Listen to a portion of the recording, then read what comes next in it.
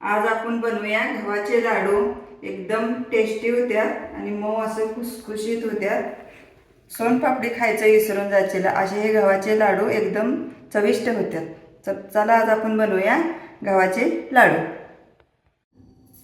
नमस्कार सर्वांना. स्वराज्य फूड हाऊस मराठी रेसिपीमध्ये आपल्या सर्वांचं खूप खूप स्वागत. तर आज आपण बनवणार आहे गव्हाचे लाडू. इथे गव्हाचं पीठ मी 1 किलो घेतलेले, चाळून घेतले. साखर 700 ग्रॅम घेतलेले, डिंक 100 ग्रॅम, काजू 20-25 आहेत, बदाम 20-25 आहेत. हे काय कमी जास्त आपण आपल्याप्रमाणे घालू शकतो. आणि तूप आपल्याला पीठ भाजण्यासाठी. आणि खायला खूप चविष्ट लागतात. हे जशी सोनपापडी असते ना तसे गव्हाचे लाडू लागतात. तर आता आपण हे भाजून घेऊया. कढई आता गरम करायला ठेवल्या.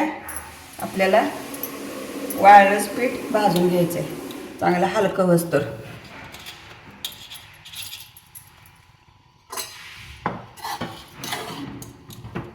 बारीक गॅस करून पीठ भाजून घ्यायचं म्हणजे खाली लागत नाही.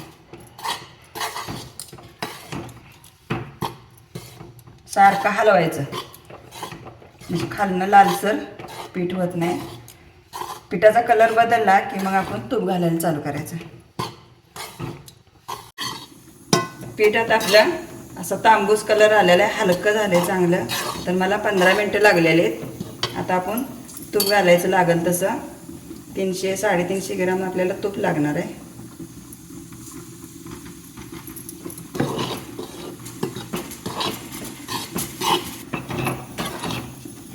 चांगलं तूप वितळून द्यायचं हे घातल्याला. सारखं हलवायचं म्हणजे खाली लागत नाही. आता आपलं पीठ तयार झालेलं आहे हे. आता आपण काजू आणि बदाम तळून घ्यायचे बारीक तुकडे करून, आणि डिंक तळून घ्यायचं आहे. तूप गरम करायला ठेवलेलं आहे. डिंक थोडा थोडा टाकून बघायचा. तूप गरम झालेलं आहे. डिंक एकदम जास्त नाही घालायचा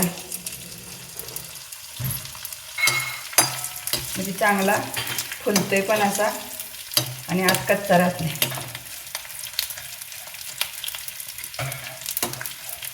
आता डिंक असा मी सगळा तळून घेते.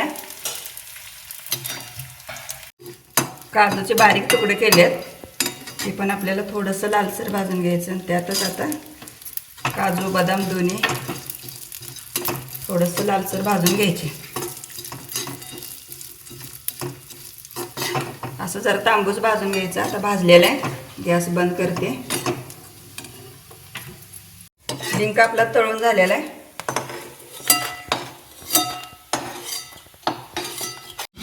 साखर आता वाटून घेऊया आपण.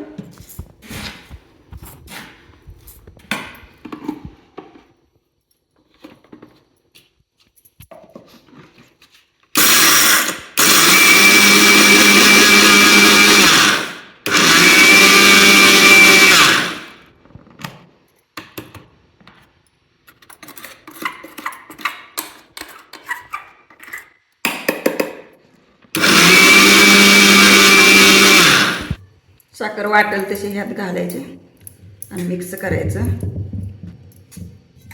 इथं भाजलेलं पीठ आपलं कोमट आहे. साखर बारीक करून आता 700 ग्रॅम आपण साखर सगळीच टाकलेले, पूर्ण हे मिक्स करून घेतलेले. आता आपण डिंक पावभाजीचं नेसरा यानं फोडून घ्यायचं. असा एक एक राहिलेला सुद्धा दाताखाली छान लागतं लाडूमध्ये. तर एखादा तळल्या गेलेला नसेल तर कठीण असेल तो बाजूला काढायचा.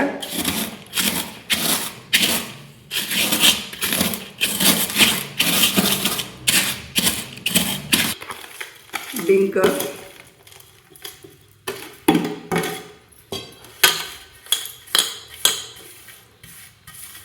थंडीमुळं तूप सगळं असं घट्ट होतं आहे.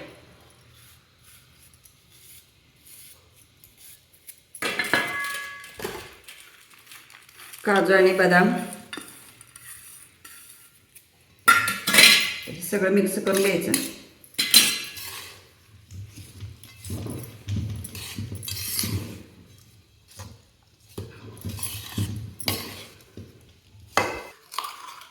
जायफळ बारीक केलेलं पूड 1 चमचा, आणि वेलची पूड 1 चमचा.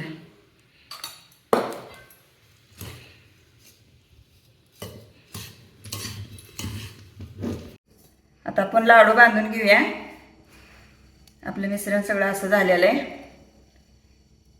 500 ग्राम मला तूप लागले डिंक, काजू, बदाम तळण्यासाठी आणि पीठ भाजण्यासाठी.